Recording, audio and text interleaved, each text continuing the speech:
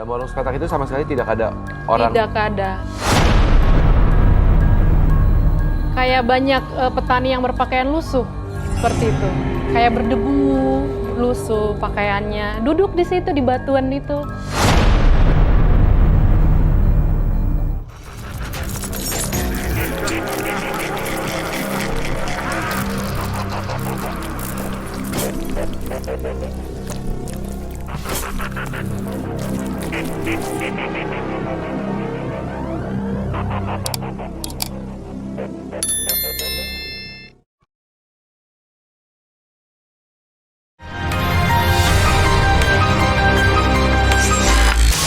Itu adalah satu video ya, Tasya, Evan. Sebelum kita bahas video tersebut, saya mau nanya sama Tasya. Tasya, Kang Sule ini sebenarnya orangnya sensitif atau tidak? Sensitif. Secara auranya? Sensitif. Oke. Karena sebenarnya saya ingin bertanya juga Kang Sule. Kalau tadi kita melihat video tersebut kan sebenarnya di belakang ada penampakan segala apa gitu ya.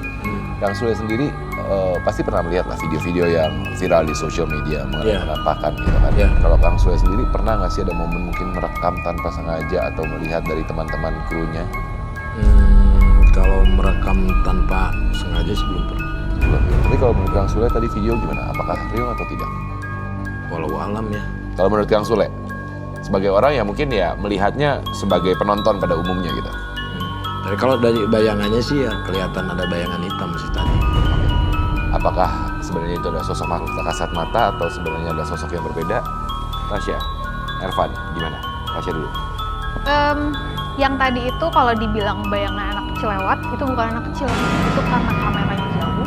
Itu sebenarnya perempuan, kuntilanak, bisa dibilang kuntilanak, yang lewat tanpa sengaja. Jadi bukan disengaja, pas ada video dia lewat, enggak. Rekam, Ya. tanpa sengaja. Ervan? Itu adalah video asli, jadi memang berasa banget energinya dari sosok itu.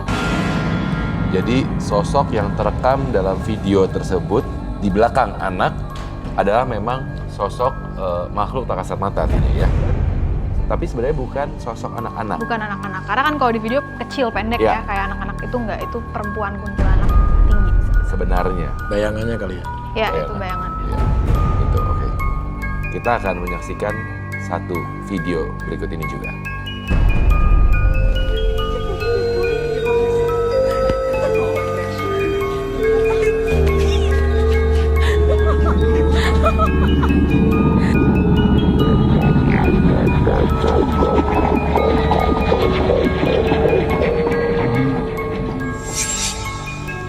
Lorong yang menyerupai seperti lorong rumah sakit ya, seperti dalam video tersebut.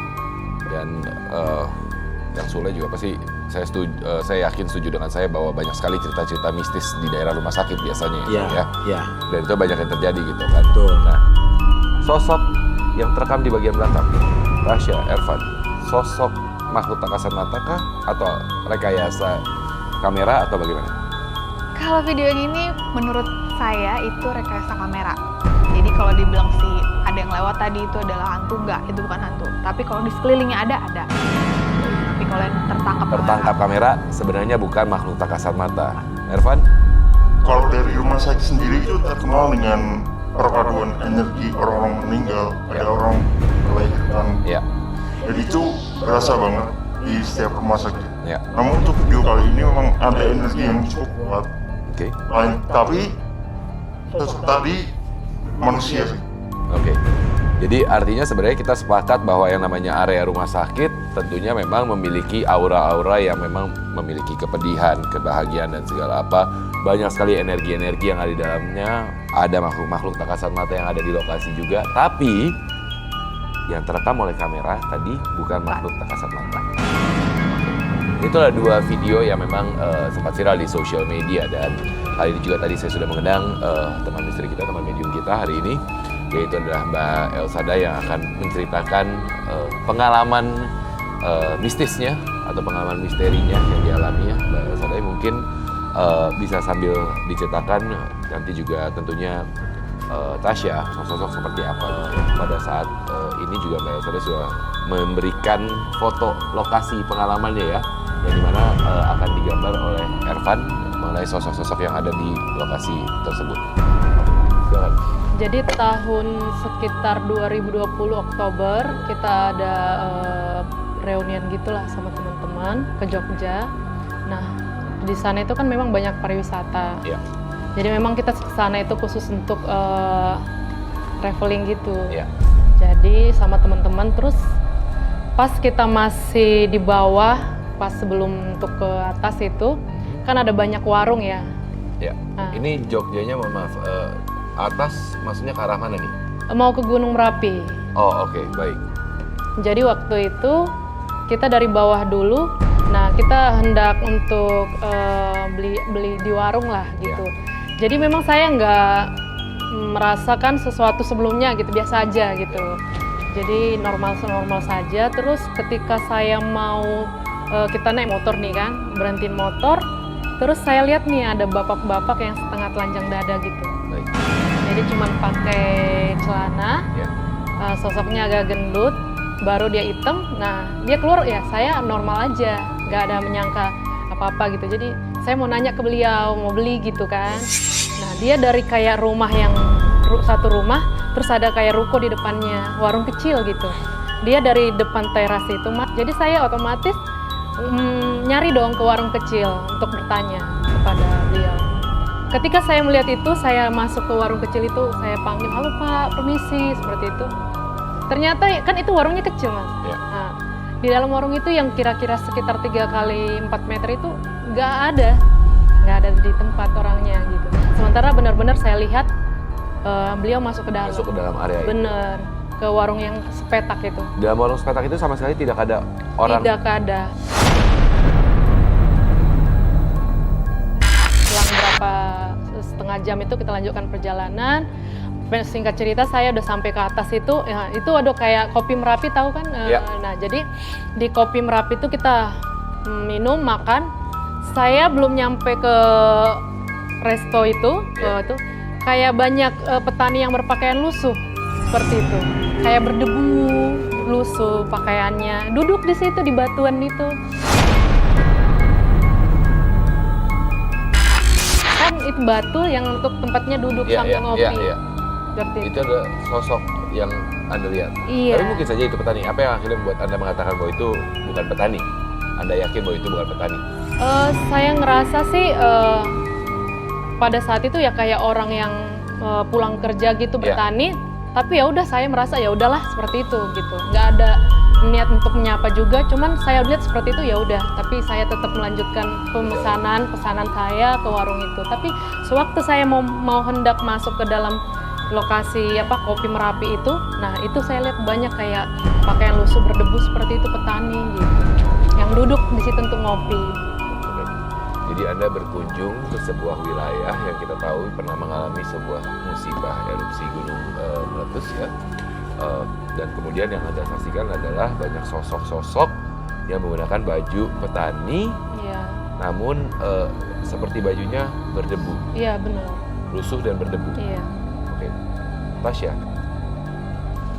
mungkin Tasya sambil bisa melakukan screening terhadap saya juga, mungkin sambil duduk bisa, sambil Tasya mungkin screening. Kang Sule, Ya. berlibur, namun kemudian mengalami interaksi. Waktu itu aku manggung Ya. di daerah perbatasan Sukabumi apa Banten lah. Ya. Aku lupa lagi daerahnya mana. Dan di situ tuh pegunungan. Dan saya pikir ini nggak mungkin ada yang nonton kan. Ya. Nah, ada salah satu dusun lah gitu, ketua dusun. Aku dibawa ke sana. Terus akhirnya kita manggung tuh. Tapi banyak orang tapi berasa sepi. Banyak orang tadi berasa sih. Iya, sepi kok. Ngelawak nggak lucu ya gitu. Nah, tapi ya udahlah, jangan sama sedoman. Iya. Artinya sampai beres dangdutan udah itu banyak banget yang nonton. Oke. Pas begitu turun dari panggung 5 langkah lah gitu. Pas dilihat udah hilang.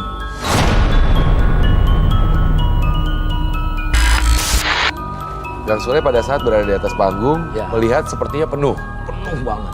Tapi begitu baru turun, pas nengok Udah sepi dan dengan cepatnya gitu dengan cepatnya. hilangnya. Terus aku tanyain sama si kepala dusunnya, "Nah, emang tadi di sini tuh dari mana ya? Kan ini jauh di gunung gitu." Iya. Terus dianya nggak jawab kan, udah biasa. Jadi memang ini adalah sebuah rahasia dalam wilayahnya ya. Walau alam ya saya nggak tahu. Baik.